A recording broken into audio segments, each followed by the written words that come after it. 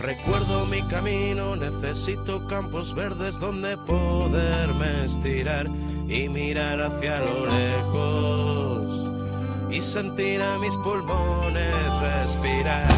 Recuerdo que consiguieron que creciéramos con dignidad. Recuerdo que consiguieron que creciéramos con dignidad. Y ha llegado el momento de creer en la esperanza, reclamar nuestros derechos, y nos toca despertar, ya no nos pueden parar. Somos la generación que luchará por los sueños de este pueblo, reclamando libertad. Y es que somos la generación que luchará por los sueños de este pueblo, reclamando libertad.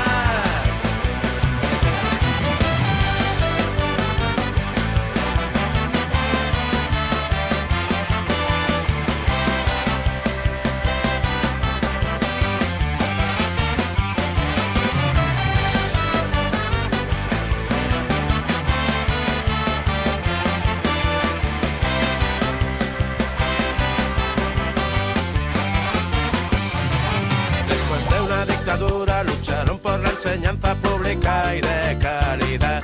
Consiguieron que el obrero obtuviera una mejora laboral.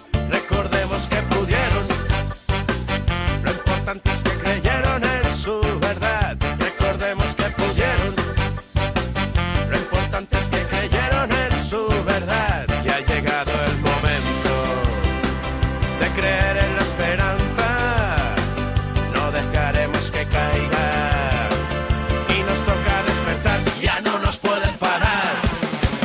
Somos la generación que luchará por los sueños de este pueblo, reclamando libertad.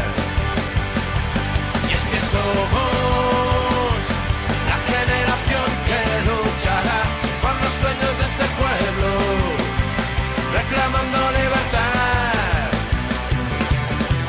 Somos la generación que luchará por los sueños de este pueblo, reclamando libertad.